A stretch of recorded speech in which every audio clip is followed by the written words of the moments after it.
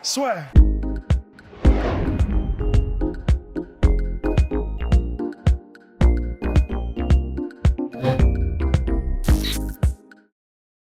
Bonjour à toutes et à tous et bienvenue dans le podcast La Sueur. Voilà, nous sommes aujourd'hui avec une véritable légende chez Youssef Bouganem. Bonjour. Bonjour. Alors, je suis content d'être ici déjà pour commencer. Je te serre la main. Eh ben moi je suis aussi ravi parce qu'il était déchaîné juste avant le podcast. Franchement là j'étais très surpris. Il y avait des off-caméra quoi. Exactement. Et donc alors qu'est-ce que tu fais tout d'abord en France à Paris en ce moment? Ben écoute, je suis venu en petite visite et j'ai profité de votre invitation pour venir vous visiter.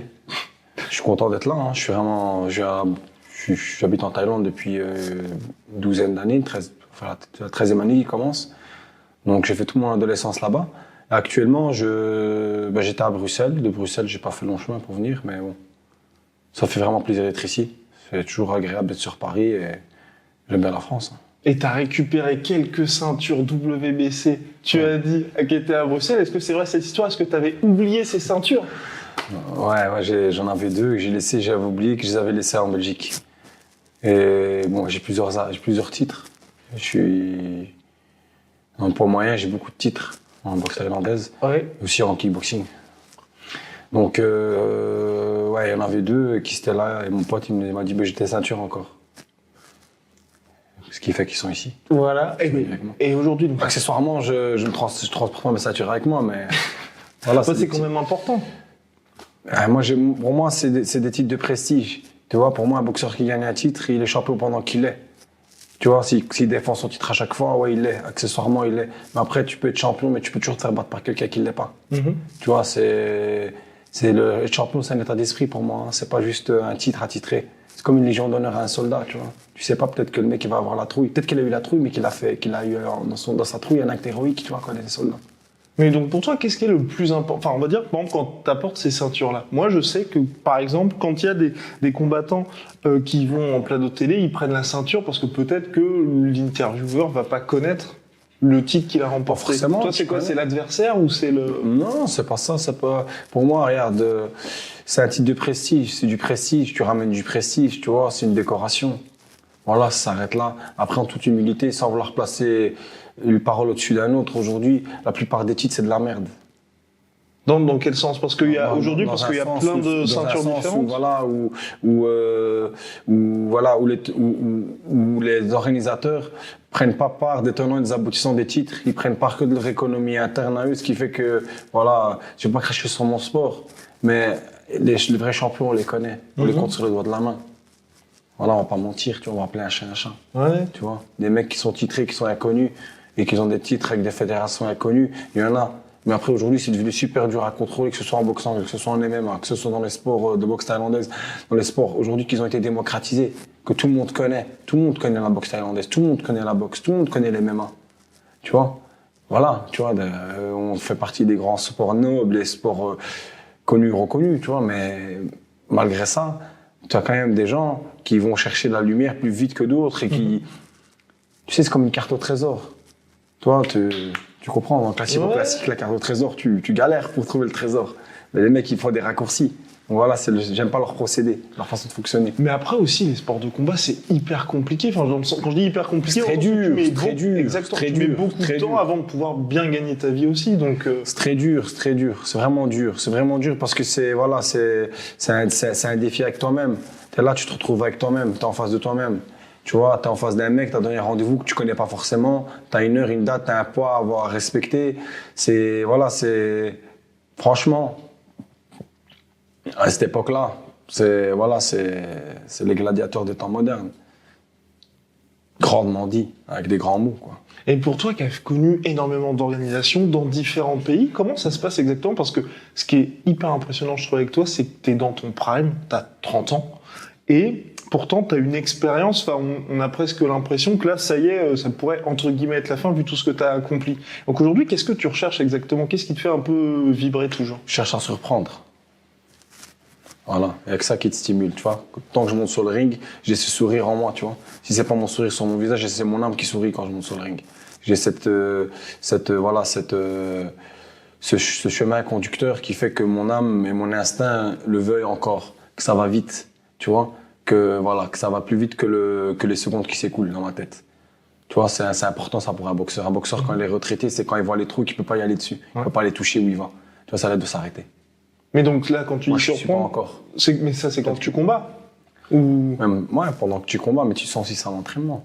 Quand tu fais des mises de gants prononcées avec des mecs connus, reconnus face à toi, tu sais qu'ils sont reconnus, tu sais que ça frappe. Et voilà, après, l'athlète dans sa vie, tu vas toujours avoir des remises en question existentielles.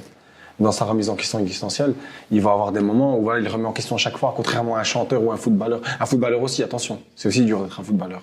Tu es trué par 100 000 personnes ou 80 000 personnes dans un stade. Ouais. Faut être là. Hein. Complètement, oui. Mais voilà, après, tu peux pas te reposer sur tes performances. Tu vois, un boxeur, c'est plus rude. Comment dire le mot rude. Il est remis en question de façon plus. Ouais. C'est plus dur. Il est remis en question à chaque sortie. Tu comprends? On peut remettre en question la carrière gigantesque d'un boxeur. Voilà. Regarde, à l'époque, Douglas contre Tyson. J'en parlais tout à l'heure. Bah, il a suffi d'une défaite pour que... Non, c'est pas ça. C'est que, voilà, on a remis en question sa carrière. Au Mohamed Ali, c'est Mertens, ils ont marqué le nom. Tu vois? Et t'as eu des gens qui ont fait aussi beaucoup. C'est un sport dur. Voilà. Il y a que ça à dire. C'est un sport dur et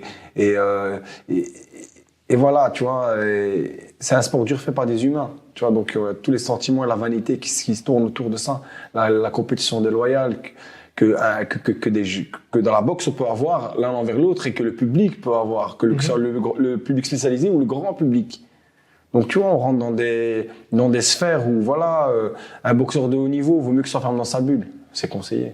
Ouais, non, mais pas complètement. Mais après, là, tu parlais de, justement, aujourd'hui, ton besoin pour toi d'être surpris un petit peu. Donc, comment tu fais ça? Est-ce que c'est quelque chose avec ton équipe? Vous dites, on va prendre ce combat-là parce que ça me paraît, je sais pas moi, plus compliqué. On va aller à tel endroit parce que c'est plus difficile. Comment ça se passe exactement?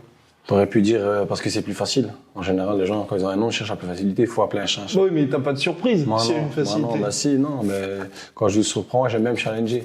Voilà. Vraiment, titrement dit, en grand titre, j'aime bien me challenger. Tu vois, pas que je te prends pour un con, mais j'aime bien me challenger. La façon dont je l'ai l'équation, la façon dont je l'ai dit, je l'ai dit, c'est pour moi quand je parle. Enfin, je parle au public et je parle à toi en même temps, mais ouais, c'est me challenger. J'aime bien, j'ai envie de challenge. J'aime bien. Est-ce qu'aujourd'hui, tu as des choses un petit peu en tête en particulier? Parce qu'avec le coronavirus, bah ça, je pense que ça a changé un peu tes plans pour 2020. Et est-ce que là, je sais pas, moi, tu te dis peut-être pourquoi pas découvrir d'autres disciplines, une autre organisation? Je m'entraîne un peu en MMA. Ok. Depuis toujours, depuis longtemps. En fait, j'ai commencé déjà jeune, à 12-13 ans, à regarder le Pride. À l'époque où Anderlecht Silva mettait des pénaltys aux mecs par terre. Aujourd'hui, c'est devenu irrégulier. Et tu voulais faire ça? Non. Pas ça. Ouais, c'est bien. Tu t'identifies à ça. Ouais. Et qu'est-ce qui a fait que t'as pas fait cette transition-là vers le MMA? Quand tu commences quelque chose, tu vois, tu dois le finir. Et voilà, j'ai été séduit par la boxe thaïlandaise. Mais t'as fini le jeu plusieurs fois déjà quand même. Ouais, voilà, voilà, tu vois, mais t'as plusieurs versions différentes. Tu comprends? Ouais, mais T'as complètement. des petits bonus de temps en temps. Ouais. Et ça, c'est intérieur, c'est ce que tu secrètes. C'est tes hormones qui te stimulent, tu vois, ça, c'est... La dopamine, la fameuse dopamine. Ouais. Et donc alors là, pour le MMA, donc là tu t'entraînes en MMA, j'imagine que si tu le dis, c'est que t'as quelques projets peut-être? Franchement, sans prétention, moi je vais pas parler de quelque chose qui n'existe pas, mais je m'y entraîne. Voilà. Je vais pas faire comme la majorité des gens, se prononcer sur quelque chose qui n'existe pas. Tu vois, faire l'ambitieux, il y a ça que dans les mangas où ça marche parce qu'on sait que ça va marcher. Parce que tu suis, parce que c'est les enfants qui te regardent. Quand tu boxes, c'est pas un jeu d'enfant, tu vois. C'est compliqué quand même. Et sans vouloir me placer, faire le malin, j'ai ma chance dans tous les sports. Hein. Si tu t'y appliques, il n'y a pas de mauvais élèves hein, quand tu t'entraînes dans la discipline. Mais t'as compris le geste. Exactement. Bah, faut aller au charbon. Et on va dire, en MMA, récemment, il y a eu, je sais pas si tu suis un petit peu l'UFC, il y a eu Israël Adesanya, par exemple, qui venait du kickboxing. Ouais. Et boxé en Chine, j'ai rencontré plusieurs fois lui. Ah bah voilà, mais oui, complètement. Humainement. C'était quoi au King of... Non, boxé au Kowloon, boxé au Wing Fu, ou WLF. D'accord. À Kowloon, il boxait partout. C'était un boxeur néo-zélandais, pas mal. Hein. C'est un style très atypique, tu vois. L'œil très ouvert à boxer avec. Non, en fait, C'est pas comme ça, mais il boxe à la distance. C'est rare. C'est un beau boxeur. Hein. Et qui a super champion bon de l'UFC. Exactement, champion de l'UFC. Et quand tu vois des gars comme ça, qui arrivent en si peu de temps en plus, est-ce que c'est quelque chose où tu te dis, justement, aujourd'hui, le MMA reste un sport jeune, ce qui fait que quand tu as un niveau d'excellence dans telle discipline... C'est jeune, mais c'est pas jeune. Hein. Ok. Ouais. En 90, t'avais déjà de... Oui, complètement. Mais je veux dire, t'as pas ce même, par exemple, dans ta discipline. Valtudo, les Brésiliens. C'est vrai, ça aussi. Aujourd'hui, bon, c'est comme les Thaïlandais en boxe thaï, quoi, ils ont le nom. Aujourd'hui, tout le monde rivalise avec tout le monde dans les MMA. Ouais, c'est bien les MMA. Et donc, j'imagine que pour toi, le gros challenge serait justement ce grappling et la lutte. Est-ce que c'est quelque chose sur lequel tu as déjà commencé à travailler? Parce que par exemple, Doumbé, qui veut faire aussi sa transition, c'est quelque chose sur lequel il travaille énormément. Bien sûr, le combat au sol, tu vois, c'est comme le mariage dans la religion, c'est 50% de ta vie, quoi, tu vois. Si tu veux vivre, il vaut mieux être bon au sol aussi. Complètement. Et donc, alors, comment t'es maintenant, pour l'instant? Rien, je suis là, on est là. Je vais pas m'avancer à dire des choses que je maîtrise pas l'art. Mais bon, tu comprends le principe. Le principe, et voilà, c'est comparable à de l'eau dans une rivière, tu vois. Il faut que ce soit fluide. Tu vois, une fois que tu fluidifies tes pratiques et ton pratico-pratique. Et aujourd'hui, il y a que ton adversaire en face de toi qui s'entraîne mieux que toi qui va te surprendre, tu vois. Exactement. Faut faire attention à lui, quoi. Avec lui, pas aux autres. Pour le public à côté. Donc ce que les gens disent en général, il y a beaucoup de critiques. Ils disent que les mecs du pied-point, ils y arrivent pas, ils y arriveront pas en MMA. C'est un challenge comme un autre, hein. C'est comme si je partais jouer en mini-foot. Laissez-moi tranquille, toi. Et laissez ceux que vous critiquez tranquilles aussi. Mais après, c'est vrai que tu seras énormément attendu, parce que c'est ça aussi, on n'a pas vraiment parlé, mais monsieur est extrêmement présent sur les réseaux sociaux. Et là, aujourd'hui, par rapport à avant, il y a énormément, tu vois, de combattants qui, par exemple, CM Punk, quand il était arrivé à l'UFC, c'est parce qu'il y avait cette image des réseaux sociaux. Même aujourd'hui, quand on voit des youtubeurs qui remplissent des salles, t'as ça qui a un énorme impact. Toi, t'as bien évidemment tes titres, mais t'as aussi ta présence sur les réseaux sociaux qui fait que, si tu vas dans une autre discipline, anglaise, je sais pas, mais même si tu te dis je vais faire du judo. C'est bien, le judo. Mais tu seras très attendu aussi. Un art martial japonais, c'est très bien connu. Ah bah oui, je fais du judo, c'est très très bien. Donc non, c'est superbe. Et important aussi pour les mains. Mais bref, parenthèse close sur le judo, toi, tu seras hyper attendu. Est-ce que ça, le côté, au-delà de tout ce que tu as accompli, le fait que tu aies tout un public qui soit derrière toi, qui peut-être va dire, bah ça peut être un danger, entre guillemets, d'aller vers ça. Toi, tu fais quoi? Quand tu gères ta carrière, c'est uniquement pour toi? Aujourd'hui, tu fais aussi en fonction des attentes de ton public? Bon, écoute, je t'explique quelque chose. Ton public, si tu lui donnes pas du feu, si tu lui donnes pas à manger, pardon, plutôt. Si tu lui donnes pas à manger, ben... Ils vont partir. Bon, voilà. Après, dans la vie, faut prendre des risques. Moi, je considère que quelqu'un, il faut pas qu'il soit trop près du feu, il faut pas qu'il se brûle, mais il faut pas qu'il soit trop loin. Sinon, on se lasse. Sinon, tu sens plus la chaleur. Donc, tu vois, il faut un juste milieu, mais plus proche du feu que du froid. Tu vois ce que je veux dire? Donc, voilà, moi, j'aime bien. J'aime bien quand je boxe, voilà, j'ai ce truc que j'ai envie de faire. Ouais, concrètement, je boxe pour moi. Après, pour les réseaux sociaux, la vérité, je fais aucun effort, je me mets en garde. Je me mets en garde, je fais une photo. C'est des photos de boxe, tu vois. Les gens, ils aiment bien les photos de boxe, c'est ce que tu veux que je te dise. Ils aiment bien comment tu combats, ils aiment bien ce que tu racontes et voilà, c'est une alchimie que tu as avec ton public. Moi, j'apprécie, moi, je suis un mec du peuple, tu vois. Tu comprends? Même si demain tu me vois en jet privé, tu vois, je reste un mec du peuple. Même si demain tu me vois en McLaren, je reste un mec du peuple, tu vois. Même si elle est forcément louée ou pas, tu vois. Il y a beaucoup de choses qui se font.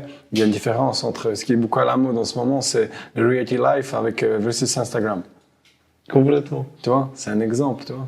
Ouais. Voilà, on va pas commencer à essayer de dire des paroles au-dessus des autres et à faire le malin, tu vois, mais c'est un challenge excitant. Voilà. Le sport, c'est comme ça. T'arrives, t'as un challenge, c'est une échéance où tu peux échouer ou tu peux la réussir. Ouais. Il y va de soi. Ça fait partie du sport. Il y a un gagnant, il y a un vainqueur. Tu vois? Et comme ils disent souvent les Anglais, mais ils le disent pas souvent parce qu'ils sont de moins en moins humbles. Ils sont plus dans le trash talking. Ils disent nothing personal, just business. Voilà, c'est tout. Et t'en penses quoi, toi, de cette aujourd'hui, avec justement les réseaux sociaux, là, comme le pay-per-view, le trash talking qui a pris un petit peu l'ascendant sur tout. Toi, c'est quelque chose que t'aimes bien, ou au contraire, tu te dis, bon, faudrait peut-être revenir au côté martial des disciplines. Ah, écoute, ce qui est bien, c'est que les mecs ont les deux choses. Un Conor McGregor, on voit bien qu'il est martial et qu'il a le trash talking, donc c'est bien. Après, qu'est-ce que j'ai envie de dire? J'ai envie de dire aussi que, voilà, Mike Tyson, il n'y a pas Internet. Hein. Comment il s'appelle le mec qui a créé Internet? Qui a créé Internet? Microsoft. Ah, Bill Gates, oui. Ah, tu vois, ça c'était une question piège. Bah, tu vois, Bill Gates, tu vois, Mike Tyson, il a insulté les journalistes à ce moment-là, il n'avait pas Internet. C'était l'un des premiers à le faire. Ouais. Et ben, il a tout changé. Qui? Il a tout changé. Enfin, je veux dire. Bill Gates. Mike Tyson, au niveau du pay-per-view, ça cartonnait. Parce que t'avais aussi ce côté un peu incontrôlable. Ouais, c'est comme ça, tu vois. C'est des gens charismatiques. Tu vois, voilà, on va pas commencer à être dans je sais pas comment dire. Je vais pas être dans l'extrapole, je vais pas grandir le sujet, tu vois.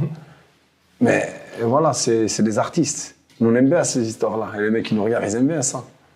On est c'est la même famille. C'est la famille. Et est-ce que, par rapport à ces gars-là, quand tu as des Mike Tyson ou tu parlais de Conor McGregor, est-ce que toi, il y a des dream fights, entre guillemets, où aujourd'hui tu te dis, ça peut être extrêmement compliqué à faire pour différentes raisons, mais j'aurais envie de me faire, je crois, Khabib ou GSP. Oui, ça c'est normalement avril 2021, bien, tu croises les doigts. Ça c'est un combat excitant. Puis après, t'as Mike Tyson contre Roy Jones, la règle c'est pas de se mettre KO. Pourquoi pas? Ah ouais, bon, ça reste de quinquas. Mais pour toi, moi, je veux dire, pour toi, est-ce qu'il y a des combats où tu t'aimerais te mesurer à tel ou tel gars aujourd'hui? J'ai aucune prétention de vouloir mesurer à quelqu'un, tu vois. Moi, aujourd'hui, je suis considéré par les spécialistes comme le numéro 1 des poids moyens en boxe thaïlandaise. Voilà. Donc, je suis en activité, je vais le rester. Et quand je pourrai plus être en activité, je vais laisser ma place. Bien sûr, j'accepte qu'il y ait un champion. Tu vois? Tu comprends? Ce que j'apprécie aussi chez la structure, par exemple, de certains boxeurs, c'est qu'ils acceptent qu'ils aient été des ex-champions. Ouais, exactement. Qu'ils le disent. Par contre, t'as certaines personnes qui vont te dire, je suis encore champion alors que t'es champion en 96. Arrête d'ailleurs. Alors là, t'as dit deux choses très intéressantes justement sur ce côté. Sur ce côté ex-champion. Toi, est-ce que tu commences déjà à réfléchir à ça et à te dire... Je suis déjà un former. Je suis déjà former de Lumpini, de Rajadamel. J'étais 3 fois champion du Rajadamel. Tu vois, je sais ce que j'ai fait, tu vois. Mais bon, après, c'est des titres parce que j'ai eu des adversaires que j'ai dû boxer. J'ai dû résoudre le problème de l'adversaire avant de résoudre le problème du titre. C'est pour ça que t'as beaucoup de gens. Tu sais, c'est comme les mecs qui pensent à gagner 1 million d'euros. Ils n'arrivent pas à gagner 1000 euros. Tu comprends l'ambiance? Donc ils abandonnent très vite l'idée d'1 million. Ils n'ont pas compris qu'il faut faire, il faut tripler, il faut faire x10, x20, façon les efforts que ce que tu fais actuel. Tu comprends? Tu veux construire ta maison, tu vas chez ta maison. Travaille 20 heures par jour. Il faut y aller pas. Travaille 20 heures par jour, dors 4 heures par jour. Vois pas ta femme, vois pas tes enfants. Pendant 4-5 ans. Là, là tu peux. Tu comprends? Tu vois, il faut remettre un peu l'église au milieu du village. Exactement. Après, je sais pas comment tu vas tourner ça, comment je te parle dans le montage. Mais ça va être, tu vois. Ça va être tel quel, hein. Les gens vont te découvrir. Tu veux quelque chose, tu fais l'effort. Ouais. Mais moi, c'était plus au niveau mental, toi. Comment est-ce que ça se passe pour éviter d'être, entre guillemets, bien évidemment, dans le passé ou avoir le risque de je vais faire ce combat de trop?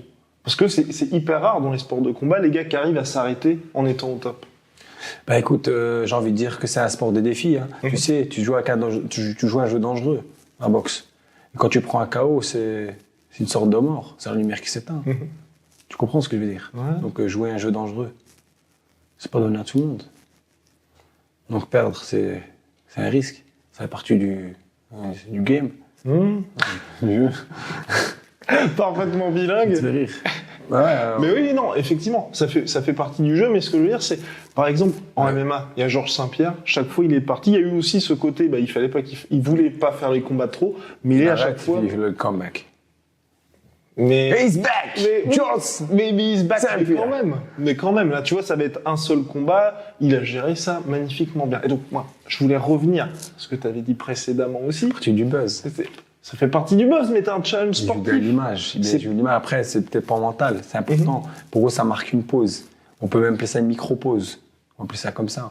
T'as des micro-pauses tout le temps, t'as des micro-pauses même dans un duel de combat. tu peux, tu vois, c'est des micro-pauses durant le round. Ça tourne, mais t'as une micro-pause. Tu vois, t'as un moment d'arrêt, tu vois, tu comprends. T'as des mecs, ils ont toutes des astuces, ils ont des ruses. Tu vois, ils sont et voilà, ils sont dans la récupération active. C'est-à-dire qu'ils sont actifs, mais ils récupèrent en même temps. Tu sais, ils ont l'art. Mais oui, c'est le champion, c'est le world champion pour ça. Avant d'être un vrai world champion, c'est aussi un world champion de la récupération active de ring. Il est fabuleux, tu vois, c'est ingénieux ce qu'il fait.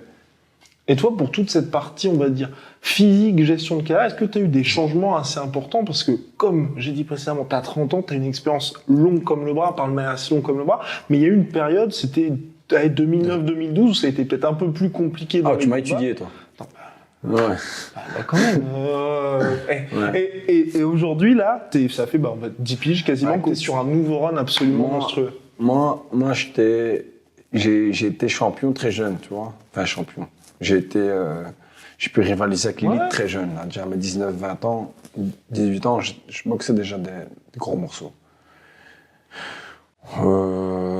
J'ai été blessé à l'épaule. J'ai fait un accident de moto, d'abord. Puis ensuite, j'ai boxé Boaka où je me suis cassé l'épaule. Et c'est l'un de mes plus grands regrets. Pourquoi? D'avoir accepté le combat ou non, pas du tout. C'est pas le combat, c'est ce qui m'est arrivé. Oui. Parce qu'en même temps, il y a tout un engouement et qui n'est pas toujours positif. T'as compris que c'était négatif. Oui. Qui a fait que voilà, j'ai eu le décès de ma mère, j'ai eu mon petit frère à charge, il avait 13 ans, ma petite soeur à charge avait 14 ans. Je suis pas occupé à faire l'ancien avec toi. J'ai eu la naissance de mon fils. Donc, j'ai eu l'accident. En même temps, j'ai eu l'épaule cassée. Et j'étais en Thaïlande. Et j'ai pas de tante, j'ai pas de famille. J'ai jamais reçu un western ou un truc comme ça. Tu sais, il y en a beaucoup, ils vont à l'étranger, ils vont au States, ou ils ont à tout en leur honneur. Hein. C'est super. Tu vois. Ou en Thaïlande, ils ont quelque chose, ils ont un soutien.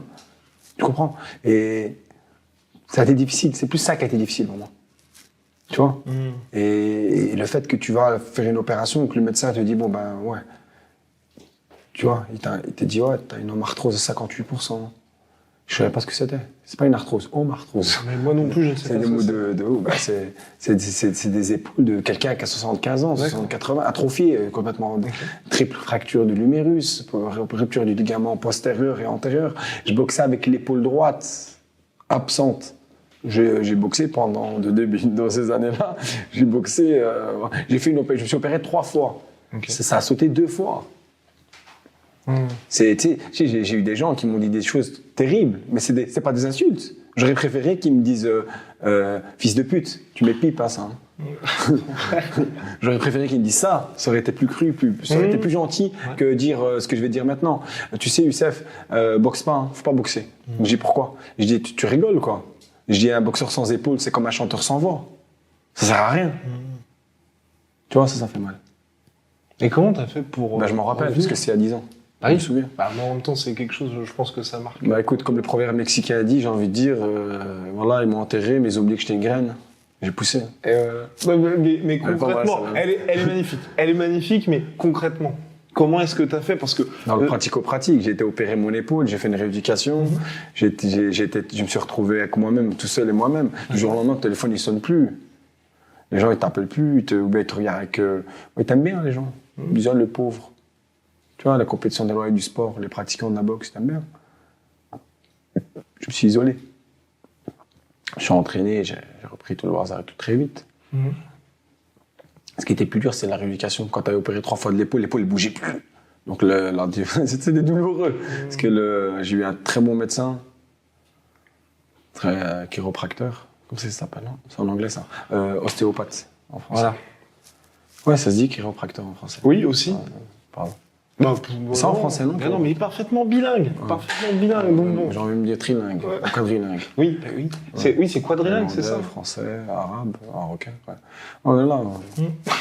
On se débrouille, t'as compris. Oui, c'est l'école de l'autodidacte. Mais ça marche. Hein. Et donc, t'es revenu. Mais tant que ça marche, on continue, j'ai envie de dire. Toi, tu te dis ça, tant que ça marche, tu vas continuer? Toujours. Ok. Comme quand tu boxes. Tu touches quelqu'un à un endroit, tu retournes à cet endroit-là. Tu vois ce que je veux dire? Je sais pas, c'est comme si je te fais ça, tu clignotes des yeux, je sais que tu as une absence de réaction. Ben, je vais l'exploiter. Ce serait bête. Tu comprends ce que je veux dire? Ouais, complètement. Mais après, dans ce cas-là, quand tu dis tant que ça marche, justement, quand tu étais dans cette spirale un petit peu, entre guillemets, négative, tu aurais pu justement te dire, ça ne marche pas, donc... C'est les questions pièges, ça. Eh oui. Si, ouais, tu t'arrêtes, t'as envie de t'arrêter, t'as envie de faire autre chose. Mais après, tu reviens vite à autre chose, parce que tu te dis en vérité. Moi j'avais des gens, ils m'isolaient. Tu sais, moi, je suis de confession musulmane, j'avais des gens du quartier, des mecs très, très pratiquants. Ils disaient, ce que tu fais, c'est normal, c'est interdit, tu dois pas abîmer ton corps. Ils ont raison. Dans toutes les religions saintes, il faut pas abîmer son corps. Tu vois, tu sais, les maladies principales des boxeurs, c'est Alzheimer et Parkinson. Ils sont plus sensibles à tomber malade de Parkinson et d'Alzheimer que quelqu'un la personne n'est banale, tout le monde est spécial, mais t'as compris ce que je veux dire, qui pousse pas son corps à l'extrême dans le sport. Ça va? Mais, et par rapport à ça, je rebondis sur ce que tu dis. Je vais pas répondre à ta question, c'est ça? Si, t'as répondu à ma question. T'as répondu à ma question, c'était par rapport justement tout ce qui était justement les risques liés à ta profession. T'as dit tant que ça marche, je ne m'arrête pas, mais j'imagine quand même que si tu as quand même opéré. Il m'a dit si tu reportes un peu ton fils et que tu vis normalement, sois content déjà. C'est catastrophique. Ouais. Je me suis pas rendu compte. Mais il a dit ça par rapport à quoi? C'était par rapport à l'opération qu'il fallait faire. D'accord. Et il m'en a fait pour la dernière opération, j'en ai fait 2. Donc une de nettoyage et c'est 10 jours après. Les vis et tout ce qui est métallique là. Ok. Après, là, j'imagine aujourd'hui 2020, t'es quand même beaucoup. Enfin, si ce même médecin te revoit, il va pas dire. Je lui envoie des gens. Je lui envoie des gens. Ça s'appelle Docteur Declercq. D'ailleurs, je le conseille à tout le monde. Il renverse. Et donc aujourd'hui, l'épaule va bien. Enfin, y a pas Après, l'épaule n'est pas comme. C'est jamais comme avant. Mais c'est mieux que rien. Ouais. Voilà. Tu restes c'est le côté positif. Oui. Très belle paire de lunettes. Merci beaucoup. Il est incorrigible. Bon, mais là, moi, je parlais surtout de justement ces problèmes, on va dire, liés au crâne avec les coups répétés. Ouais, bien sûr. Et c'était surtout sur le côté. Est-ce que toi, tu te dis... la douleur du boxeur. C'est le en backstage qu'on voit pas. Ça, et puis aussi même le fait que tu dises, à 35 ans ou à 40 ans, je vais m'arrêter parce que... T'es claqué. Voilà. C'est sûr, t'es claqué. Faut appeler un chat un chat. En tout cas, voilà. Ce qui compte pour un athlète de haut niveau, franchement, qu'il ait connu une grande gloire ou une petite gloire, c'est que voilà, son corps, il est demandeur de sport. Voilà. Tout à l'heure, t'as utilisé quoi, le mot quoi? L'hormone de la joie, c'est par rapport à la dopamine. Moi, j'ai envie de te parler même d'endorphine. Voilà. C'est une question piège aussi. L'endorphine, l'hormone de la joie. Donc, quand ton corps, il sort plus tout ça, tu rentres dans des sortes de dépression. Quand t'as pas cette popularité, tu vois, en fait, moi, ce que je conseille, à un boxeur, ce que j'ai observé, parce que moi, je suis pas encore à la retraite, c'est de préparer bien sa retraite. Voilà. De préparer bien sa retraite, parce que c'est difficile. C'est difficile, parce que je le vois. Je vois beaucoup de combattants qui sont psychodépendants de beaucoup de choses. Voilà. Ouais. Pas que du THC, on va dire. Et quand tu dis bien préparer sa retraite, j'imagine que quand même... Avoir un bon entourage. Un bon entourage soutenant, que ce soit réciproque, lui aussi soutient l'entourage, mais que l'entourage le soutienne. Ouais, c'est important. Parce que j'ai vu beaucoup de boxeurs, surtout je vis en Thaïlande, beaucoup de boxeurs thaïlandais, des psychodépendances à l'alcool et tout. C'est difficile, c'est triste. Des grands boxeurs. Et des gens proches, des mecs qui ont fait des belles années, même du K1, qui ont boxé en poids moyen, ils allaient boxer en K1. Je suis un peu avec. Mais il y a cette partie. Je l'aime tout mon cœur, mais voilà, il faut bien que ça serve d'exemple en toute humilité. Oui, mais c'est clair. Et il y en a beaucoup des autres, même en boxe anglaise. Mais dans la plupart des mecs sur les plateaux de télé qui te le disent naturellement. Ouais, complètement. Ils te disent qu'ils ont claqué 2 millions de dollars en 5 mois, tu vois. C'est ça. Un truc de ouf. Mais et justement, par rapport à ça, est-ce que toi, il y a quelque chose aujourd'hui où tu te dis, tu arrives à retrouver, même si je pense que c'est impossible, l'adrénaline et l'excitation que tu as quand tu es sur le ring avec une autre activité ou quelque chose d'autre qui te permet de te dire, bah, justement, ces périodes off, par exemple, là, coronavirus, ça fait longtemps que t'es pas monté sur ring, t'as autre chose qui te fait vibrer? Moi, j'ai fait le saut en parachute, c'est bien. C'est vrai que c'est pas mal. C'est vrai que c'est pas mal. Il faut que je teste le saut dans le vide. Bah, Donc là, le truc, si ça tient pas, bah, tu auras un risque, tu vois, c'est partie du jeu. Et ça, justement, ça, ce qu'on t'a fait, c'était la première fois? Non, t'en as pas fait? Si, je l'ai déjà fait. Vas-y, ok. Mais après, j'imagine que c'est plus compliqué que de monter sur le ring. Est-ce que tu as quelque chose d'autre comme ça qui te sert un petit peu de... Tomber dans le vide, c'est quand même sensationnel. Oui, non, complètement. Gros, ça accélère en plus. La pesanteur, elle fait que ça va plus vite, tu vois. Non, trouver une autre occupation. Franchement, moi, pendant le confinement, ce que j'ai fait, c'est ça plutôt ta question. Non, mais ça pourrait être ça, quoi. Allez, ça pourrait être ça. On va dire que c'est ça. Allez. Le confinement, ça m'a servi de tremplin. J'ai évolué. Je me sens mieux. Je suis plus fort qu'avant. Dans ma boxe, je suis plus rapide. J'ai des choses que voilà. Il y a des angles de frappe, des coups, des choses que je n'exploitais pas avant. Ça m'a agrandi le. On va faire le bilingue ou pas? Le mind. Allez, le mind. Oh là là. Oh là, attention. Mais quand tu dis ça. L'état d'esprit. Quand tu dis. Voilà, ouais, c'est ça, oui. Je vois mieux, je peux rigoler, quoi. Je fais Jean-Claude Van Damme. C'était c'est pour ça que je disais ça. Par rapport justement à l'esprit, donc t'es plus aware, pour reprendre Jean-Claude Van Damme. Plus attentif. Ouais, non, c'est attentif, éveillé. C'est plus que ça, c'est éveillé, non? Ouais. L'état d'éveil, ouais. De toute façon, les doivent modifier de conscience, c'est pas toujours bien. Mais on est tous un peu fous. Mais t'as fait comment? T'as travaillé, c'est avec tes différents coachs que t'as mis ça en place? Après, voilà, j'ai fait ça m'a servi de ressources. J'ai été à la campagne, quand j'étais à la maison de campagne en Thaïlande, j'ai pris mon entraîneur avec moi, j'ai fait des choses dans le calme, le plus grand des calmes. Tu sais, voilà, il faut pas, voilà, c'est une épreuve, c'est quelque chose qui nous a financièrement, économiquement ralenti, mais spirituellement, moi, ça m'a fait grandir.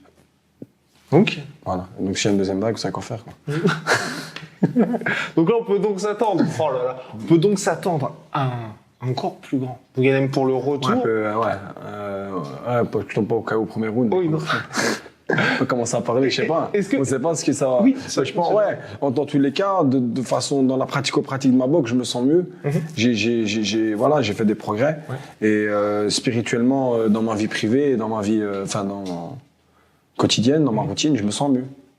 Voilà, alors que normalement, j'ai des copains, ils sont en dépression. Depuis les indépendants, ils souffrent, tu vois. Moi aussi, je suis un indépendant. Si je boxe pas, je mange pas. Mais ça m'a... Tu comprends? Mais et comment justement là, c'est toi tu fais pour toujours pouvoir. Tu parlais tout à l'heure du besoin de te surprendre, de te remettre en question. La résilience. Mais il y a aussi. Ok. La résilience. Tout simplement. Voilà. Mais quand même, je pense que il y a énormément de champions qui sont, énormément de champions. Toi, quand t'es dans une situation où vraiment, quand on pense à ta discipline, on pense à toi. Je suis un champion de titre, mais je suis basique, tu vois. J'ai rien de spécial, moi. Tu vois, et tous les boxeurs, et voilà, j'aime dire même les rois, tu vois. Bon, son roi, on les respecte, on les hiérarchie, parce qu'on les a hiérarchisés. Mais voilà, un boxeur, il est champion, on hiérarchise aussi, mais voilà, moi, dans mon état d'esprit, je suis normal. Après, je suis pas... Tu vois, moi, tout à l'heure, je t'ai parlé d'un truc, et je fais partie des nouvelles générations de boxeurs, mais j'ai une mentalité des anciennes générations. Tu vois, je suis un peu martial et tout, je suis un peu réseaux sociaux, mais je suis pas à chatter à tout le monde, à parler, à chatter, à là, tu vois, je suis pas... D'ailleurs, il est dans le téléphone, hein, ça c'est une bonne chose, hein, que ça, là. C'est pas bon, j'ai mis en silence. C'est très important. Donc oui, tu gardes cette mentalité des anciens. J'aime bien, parce que ça m'inspire.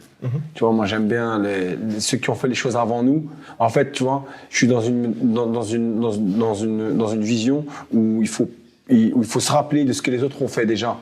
Tu comprends? On n'a pas inventé l'eau chaude, j'ai envie de dire. Voilà. Non, c'est clair. Donc, tu vois... Et par rapport, là, plus globalement, à ta discipline, est-ce que tu as une date de retour en tête? Tu t'exprimes bien. Oui, merci beaucoup. Est-ce que tu as une date de retour en tête? Est-ce que tu as une organisation? Parce que tu as été dans de nombreuses organisations ces derniers temps. Je suis indépendant. Et oui, exactement. J'ai une promotion de boxe et je preste pour d'autres promotions de boxe.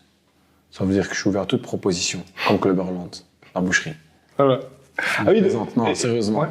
Sérieusement, bien sûr, je me suis engagé avec le Prestige Fight. Ils ont 6 dates en 2021.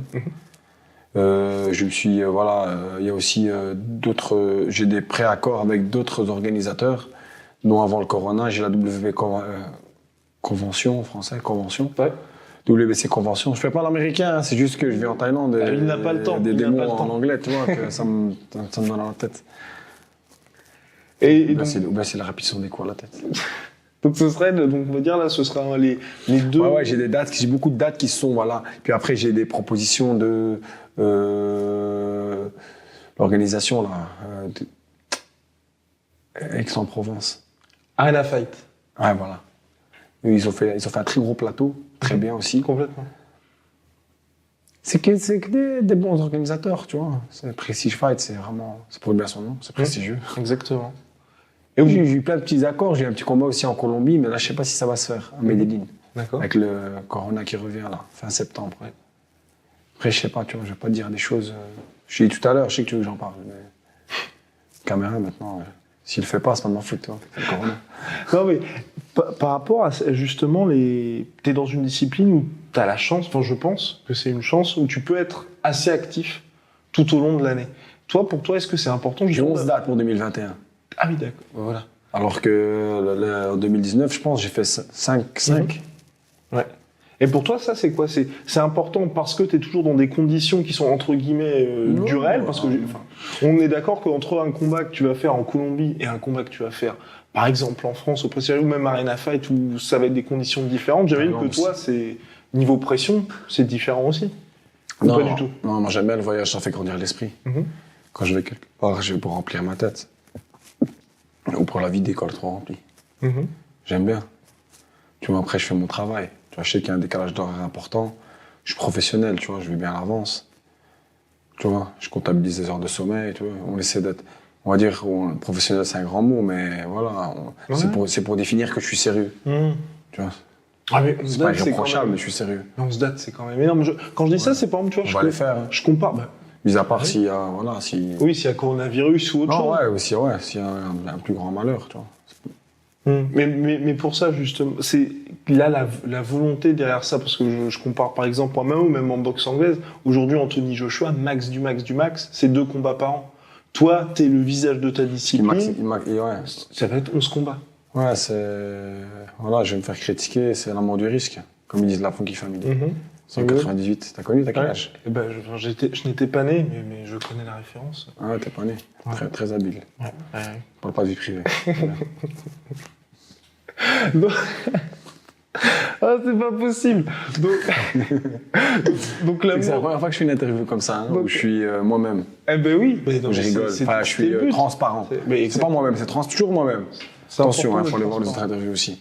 Mais en vérité, on regarde la sueur, on regarde pas Bouganem. Mais c'est Bouganem qui parle. Ah bah non, là on regarde Bouganem. Ouais, mais la sueur, c'est bien. J'aime bien. J'aime bien ce que tu fais, j'aime beaucoup. Bah merci beaucoup. Mais bon, revenons quand même à nos moutons, donc revenons à toi. Donc, 11 combats dans une année, comment ça se passe exactement, toi, ta préparation concrètement? Parce que j'imagine qu'entre un Joshua ou quelqu'un qui a 2 combats dans une année et toi qui as 11 combats, tu te concentres d'abord sur toi. Quand tu boxes, tu vois, tu dois préparer, on va dire, voilà. Il y a 3 choses que tu prépares. Tu prépares les muscles, tu prépares le cœur, parce que c'est le plus grand muscle non visible du corps humain. Puis après, tu prépares ta boîte crânienne. Tu vois, une femme qui tire vers le bas, elle peut pas t'amener vers le haut, tu vois. Et tu comprends? Et le contraire va de soi aussi, tu vois, c'est vers le haut. Ah oui. S'il y en a qui te poussent un peu puis qui te tirent plus fort. Mais tu vois, faire bien le ménage dans sa tête. Tu vois, et voilà, moi quand je boxe, franchement, je suis arrivé à un stade où je boxe comme si je vais à la boulangerie. Je vais te dire une anecdote. J'ai boxé, mon petit frère, c'est un grand champion aussi sur le poids lourd. Il a l'occupation dans les poids moyens. Il fait que des trucs, lui, il fait que défier la loi de la physique et de la logique. Non, c'est pas comme ça, c'est plutôt comme ça. Lui, il va rester avec nous. D'accord. Yassine Bouganem, très fort. Oui. Yassine, un jour, un anniversaire d'un colonel dans une base à l'armée, il était un peu saoul, le colonel. Non, le général, c'est un général. Je dirais pas le nom parce que. Oui, quand même. On est dans en prison. Oui, complètement. Il a dit, l'adversaire, il n'est pas venu. Il a fait une panne entre Surine et Chamboury, à Sataïp. C'est un arrondissement, c'est une ville, quoi. côté, base militaire. Ok. Il a dit, bah, il vient pas. J'ai dit, ah bon? J'ai dit, ouais, non, il vient pas. J'ai dit, ouais. J'ai dit, mon frère, il boxe pas? Il m'a dit, si. J'ai dit, ouais. J'ai dit, vous allez vous boxer tous les deux. Il y a un problème? J'ai dit, non. C'est la taille. D'accord. C'est l'armée. Mais c'était quand Une ça? base militaire. 2011, 2012. Ok. En 2012, 2013, 2012, 2013. C'est boxe en boxe. J'ai dit, ouais, mais d'accord. Donc, comme c'est hiérarchisé, tu vois, moi j'ai le respect un peu des anciens et tout. Je parle à l'homme à tout faire, tu vois. Donc, si tu préfères l'homme de paille, tu vois, le mec qui assume tout, quoi. Et donc, t'as vraiment boxé? J'ai dit, ouais, je boxe en boxe anglaise. Ok, d'accord. Ouais. Ben, je te jure que le public, il pariait. On s'est mis ensemble. Ouh. C'est pas filmé, bien sûr. Bah oui. Ben, c'est pas l'époque des téléphones. Enfin, quand même, Je sais 2012. pas, c'est mon frère, il m'a ouvert Internet en 2015, je crois. 2000. Non, Facebook, j'avais avant, mais Instagram et tout, je crois, ici. C'est mon frère qui me l'a ouvert. Donc, ça s'est terminé comment, alors, le combat? J'ai gagné. J'ai gagné, Yacine m'a fait compter au 4e, et aussi, c'était 6 rounds. Et au 6e, j'ai mis KO, mais je sais pas s'il a fait exprès ou pas. Ah ouais. Et ce souvenir de ce combat-là, Non, après, je j'imagine. peux en parler. Je t'en parle, c'est exceptionnel. Pourquoi tu préfères pas en parler? Parce que c'était. On parle pas des souvenirs douloureux. Ok. Mais parce que pour toi, C'est t'aurais obligé, préféré pas le faire ou c'est. Ah ouais, je préférais pas le faire. Quand t'as un général Soul, dans un pays comme la Thaïlande. Oui, tu te dis. On est d'accord. Bon. Mais ça, c'est clair, oui. C'est pas trop non, de mais choix. on aime bien. De toute façon, on fait des trucs avec mon frère. Quand on était jeune, on faisait des rounds de sparring sans limite de temps. On faisait comme les premiers combats de boxe anglaise, là. Ok. Donc on a un peu, Oui. tu vois. Voilà, on a un entraîneur attitré, mais on a eu des formateurs, on a eu des je sais pas dire gourous, des mentors. Ouais, Enfin, tu vois, Des mentors, ouais. ouais, pas spécialement que dans la boxe, même dans la des gens qui ont une bonne psychologie de la vie, tu vois. Ouais. Très important, ça. Si tu veux, un boxeur qui boxe bien, il faut qu'il ait une bonne psychologie dans la vie aussi. Après, t'as des handicapés qui boxent bien. Hein. Ouais. Ça aussi. Excuse-moi, t'as les trous du cul qui boxent mieux sur le ring que dans la vie. Complètement. Il y en a beaucoup, tu vois. Bah oui. Vraiment. Voilà. Voilà, je pense qu'on a assez parlé, non? Et non, bah là, je voulais finir sur de tous les adversaires que tu as affrontés, de tous les combats que tu as eus, est-ce qu'il y en a eu un en particulier qui, toi, t'a marqué ou qui aujourd'hui reste justement en mémoire? J'ai boxé rue Gravy. Ma mère front kick, il m'a ouvert ici. J'ai eu 7 points de suture. Premier round, je voyais pas ce qu'il faisait. Je m'assis, tu sais, c'est Omnoy. Il y a un peu l'air là, tu vois. Je sentais le vent, tu vois, qui passait à travers et ça passait ma gencive. Je referme ma bouche. J'ai dit, putain, merde, tu es ouvert. Et je passe ma langue. Tu vois. Et ça passait à travers. Mais dans la caméra, ça se voyait pas. Mais c'était impressionnant. Parce qu'il m'a aussi de là et de l'intérieur. Après, je l'ai mis au KO au round 3. C'est mon entraîneur qui m'a dit, Youssef, c'est pareil. Il me dit, tu vois, il parle en anglais. Il me dit qu'il a rien de plus que toi. Je vais pas te le dire, hein, tu comprends anglais. Donc ouais, ça c'est un combat. Là. Puis après, il y a Big Ben, je reprends ma hook. Hook, c'est 6. C'est... j'ai boxé contre lui, c'est très fort. Je l'ai boxé en 2011, 2010, 2011. Il était champion du Raja, il était champion de WBC. D'ailleurs, il a pris son titre après en 2012 contre Fabio Pinca. Il était trop fort. Rappelez, il mettait un coup, j'avais des coralitries derrière la colonne vertébrale. C'est rare, hein, ça, qu'il y ait un boxeur qui te fait ça, hein, qui percute autant. J'ai gagné au point. Je suis pas là pour parler de mes victoires, je parle aussi de mes défaites, aussi des mecs que j'ai boxé. J'ai boxé un colonel, je crois. Il est devenu colonel, c'est un médaille olympique en boxe anglaise, Surya. Il m'a battu. Et je suis pas faire un mauvais perdant. Je suis un peu volé, quoi, tu vois. C'est l'armée noire thaïlandaise. Ouais. Il y avait un gros pari tu vois, on parie beaucoup. Mon frère, surtout mon frère, on est très dans. Bon, accessoirement, c'est haram, mais. En culture thaïlandaise, c'est toléré. Ça dépend où tu es géographiquement, en fait. Non, mais c'est haram partout, tu vois, Et donc, ce le combat-là, seul revenu, c'est la boxe. Donc, tu vois, on aime Ouais. bien prendre l'amour du risque. Parfois, on parie nos bourses, on parie, tu vois. Et quand on perdait, on perd tout. Ok. Un jour, on est rentré bredouille, sans payer le loyer. Et donc, et par rapport à ce combat-là, l'adage de soit je gagne, soit j'apprends, est-ce que ça t'a permis d'apprendre énormément de choses sur toi? Bien sûr. Moi, franchement, je suis pas psychorigide dans ma pratique, mais je suis toujours dans la remise en question. Un homme doit savoir se remettre en question. Tu comprends? Et c'est pas des paroles dures venant d'un homme dur. Tu comprends ce que je veux dire? Ouais. C'est de la sagesse un peu. Il faut faire part de sagesse un peu en soi. Tu vois, il faut pas s'auto-prendre les messages, mais il faut pas faire le sage par rapport aux gens, mais par rapport à toi-même, vaut mieux être sage. C'est un sport difficile. Je vais finir avec, probablement, ou je vais finir avec l'Alzheimer ou avec Parkinson. C'est des grands sacrifices. Ou pas. C'est pour ça que tu seras en parfaite santé. Tu comprends pas ce que je veux dire. C'est que voilà, tu peux arriver. Et moi, il y a des mecs, j'ai vu boxer. J'ai vu des mecs boxer. Ils ont fait une projection. Ils sont restés. Ouais. Quand leur vertébrale brisée. Oui, sur un combat, tout peut basculer. Oui. C'est très. Tu vois, c'est un sport dangereux. Hein. Tu vois. Donc arrêtez de nous critiquer sur Internet. Les trolls d'Internet. Arrêtez de nous insulter. Arrêtez d'insulter les perdants. Ils ont autant de mérite que les gagnants. Ouais, non, complètement. Bah oui. Pas qu'à titre participatif, même à titre, voilà, c'est la reine des gladiateurs modernes. Un peu de respect, s'il vous plaît. C'est vrai. Bah, vous le méritez, ils le méritent tous. Non, tout le monde mérite, même toi. Exactement. Même toi. Ah bah merci. Toi, tu donnes de la lumière aux médias, tu donnes de la lumière à l'athlète quand il est dans l'ombre. C'est-à-dire quand il n'est pas actif. Parce que l'athlète, il est actif que quand il boxe. Exactement. Il est sur les... Sur le feu des projecteurs. Bah ouais, l'ordinateur il paye cher pour ça coûte cher. Exactement.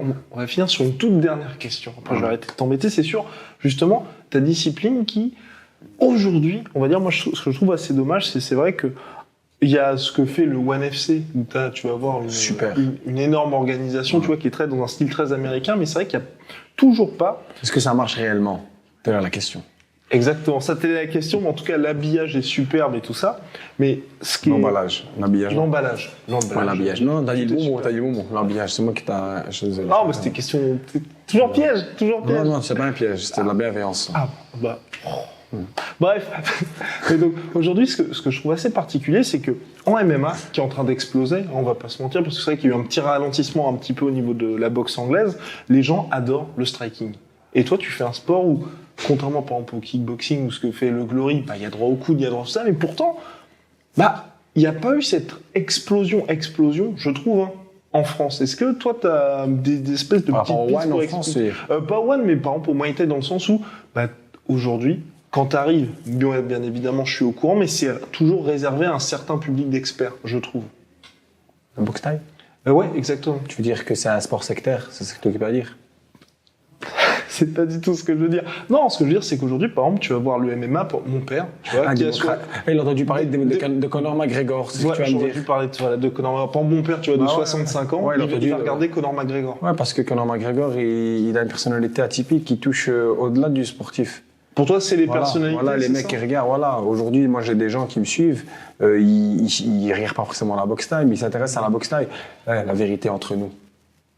Le golf, c'est un sport de précision et beaucoup de calme. Est-ce que c'est un sport intense? Pourtant, tout le monde regarde. Les sponsors s'y intéressent. Ouais. Tu comprends ce que je veux dire? Tu comprends? Après, il n'y a pas le même investissement émotionnel en golf. Non, mais c'est un sport très difficile. Ah ben, je sais bien. De grande concentration. Je sais bien. Je suis pratiquant. Pratiquant de golf, et c'est vrai que ça demande beaucoup de... Et surtout, résilience très important aussi en boxe. Non, en golf, pardon. Résilience? Ouais, résilience. Plus en boxe, la résilience qui sert à quelque chose. Hein. En golf aussi. Hein. Ouais. Socialement, c'est pas les mêmes gens qui font le... Non, mais c'est différent. Mais détrompe-toi. Bref. Enfin, voilà, on a terminé sur la parenthèse. Ouais, non, mais moi, je pense que, la boxe thaïlandaise, bien sûr, elle a eu des années-lumière. Ouais. Elle a eu des années d'or, l'âge d'or, pardon. Il y a eu des années... Ça passait sur TF1, juste après le journal de 20h, tu vois. Attention, exactement. Il y a eu des hauts et des bas. Là, dans la boxe thaïlandaise, c'est démocratisé au point de vue martial. La boxe thaïlandaise, c'est un art martial tout entière, tu vois, qui est historique, qui est connu, reconnu de tous, tu vois, que ce soit dans le monde entier, tout le monde connaît ça, tu vois. C'est, voilà, on s'intéresse aujourd'hui aux gens, le grand public s'intéresse aux gens qui ont plus de caractère. Voilà. Aujourd'hui, malheureusement, on va écouter un chanteur, pas pour son talent de locution ou ou encore moins de moralité. Bah là, oui. Ils vont l'écouter parce qu'il fait du buzz, parce qu'il est dans, tu vois, dans un scandale, tu comprends? Ouais. On vit dans un monde de surconsommation. Je ne vais pas commencer à faire le philosophe, tu vois.